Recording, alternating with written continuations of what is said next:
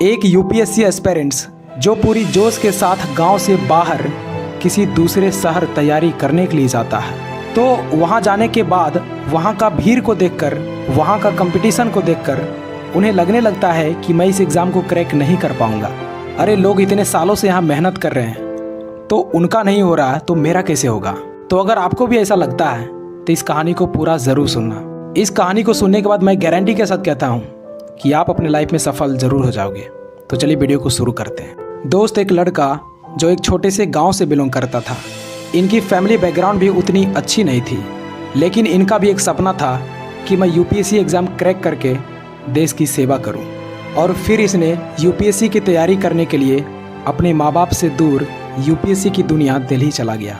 लेकिन दिल्ली जाकर इसने हजारों लाखों की भीड़ देखी कि कैसे स्टूडेंट इधर से उधर जा रहे हैं, कितने स्टूडेंट कोचिंग जा रहे हैं और कितने स्टूडेंट स्टडी मटेरियल खरीद रहे हैं। और ये सारे भीड़ यूपीएससी एस्पिरेंट्स का ही था। ये सब देखकर ये हताश हो गए, ये घबरा गए। ये इतनी भीड़ को देखकर, इतने कंपटीशन को देखकर डिप्रेशन में चला गया और इनके दिमाग में सिर्फ नेगेटिव बातें चलने लगी। इसे रात भर नींद नहीं आने लगी। ये यही सोचने लगे थे कि ये लोग इतने सालों से मेहनत कर रहे हैं और इनका सिलेक्शन नहीं हो रहा तो मेरा कैसे होगा। अरे मेरी तो बैकग्राउंड भी अच्छी नहीं है। ये बिल्कुल हताश हो गया था, क्योंकि सिर्फ 400 से 500 सीट के लिए इतनी सारी भीड़ इसने कभी नहीं देखी थी। और ये बात हर नए एस्पिरेंट्स के माइंड में आता ही आता है। लेकिन फिर कुछ समय बाद इसने ठंडे दिमाग से सोचा कि अगर मैं यहीं से लौटकर वापस चला गया तो ज़िंदगी में मैं कभी भी आईने को नहीं देख पाऊंगा, क्योंकि जब मैं आईने को देखूंगा तो उसमें मेरा चेहरा नहीं बल्कि एक फेलियर दिखेगा। उसमें ये दिखेगा कि मैं डरपोक था, डर की वजह से मैं तैयारी नहीं किया। और मैं अपने माँ बाप से बोल कर आया हूँ, उन्हें सपना दिखा कर आया हूँ कि तेरा बेटा आईएएस बनकर ही लौटेगा, तो मैं बिना आईएएस बने कैसे चला जाऊँ। ये नहीं हो सकता। दोस्त, फिर इसके अंदर यूपीएससी क्रैक करने का जोश आ गया और इसी सोच के साथ तैयारी करना शुरू कर दिया। और इसने पूरी मेहनत और डेडिकेशन के साथ तैयारी करने लगा। और दोस्त, तैयारी करने के बाद जब इसने एग्ज़ाम दिया तो अफसोस, इनका प्री एग्ज़ाम ही क्वालिफाई नहीं हो पाया। और इसे एक बड़ा झटका लगा और सोचने लगा कि जिस एग्ज़ाम को क्लियर करने का सपना लेकर आया था और इसका पहला ही एग्ज़ाम में मैं फ़ेल हो गया।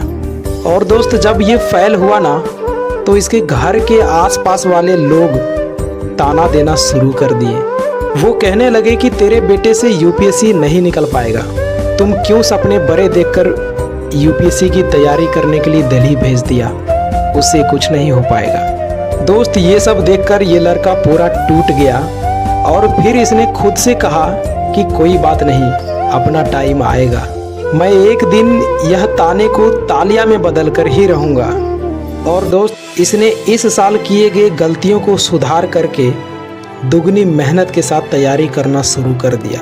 और इसका परिणाम यह निकला कि इसने प्री मेंस अपने दूसरे ही अटेम्प्ट में पास कर गया और अब सिर्फ इसका इंटरव्यू ही बाकी था। लेकिन जब यह इंटरव्यू देने के लिए जा रहे थे तो इनके माइंड में सिर्फ नेगेटिव थॉट ही चल रहा था कि यार अगर सिलेक्शन नहीं हुआ तो क्या होगा, अगर मैं जवाब नहीं दे पाया तो क्या होगा। मतलब इसे खुद के ऊपर भरोसा नहीं रहा था। इसने अपना सेल्फ कॉन्फिडेंस खो दिया और इसने जैसे तैसे करके नर्वस में ही इंटरव्यू दे दिया और रिज़ल्ट का इंतज़ार बहुत उम्मीद के साथ कर रहे थे, ये सोचकर कि चलो इंटरव्यू तो ख़राब गया लेकिन कोई न कोई छोटा पद तो ज़रूर मिल जाएगा। लेकिन दोस्त, जब रिज़ल्ट आया तो ठीक उसका उल्टा हो गया, लिस्ट में इनका नाम ही नहीं था।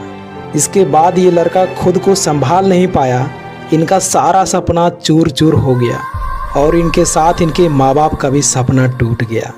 और एक तरफ ये और दूसरे तरफ इनके माता पिता रो रहे थे, क्योंकि एक मिडिल क्लास फैमिली के पास ज़्यादा चांस नहीं मिला करता और इसे 2 अटेम्प्ट मिले थे, क्योंकि एक मिडिल क्लास फैमिली दिल्ली का खर्च कैसे उठाते हैं ये सिर्फ एक मिडिल क्लास फैमिली ही समझ सकता। दोस्त, इस दुख की घड़ी में इस लड़के को हौसला देने वाली इनकी माँ थी इनकी माँ ने बोली कि बेटा इतना आगे निकल गया है और आखिरी पड़ाव पे आके तुम्हारा रिजेक्शन हुआ है। बेटा एक लंबी छलांग मारो और अगली बार तुम्हारा सिलेक्शन कोई नहीं रोक पाएगा। ये एक माँ का आशीर्वाद है बेटा। दोस्त, जब ये लाइन इनकी माँ ने कही तो इसने सोच लिया कि मुझे हार कर नहीं बैठना, क्योंकि माँ को बहुत उम्मीद है और मैं इसे पूरा करके ही रहूँगा। दोस्त, इसने फिर से दिन रात करके तैयारी करना शुरू कर दिया, क्योंकि एक एग्ज़ाम के चलते अपने माँ बाप की आंखों में आंसू आना ये कोई बर्दाश्त ही नहीं कर सकता।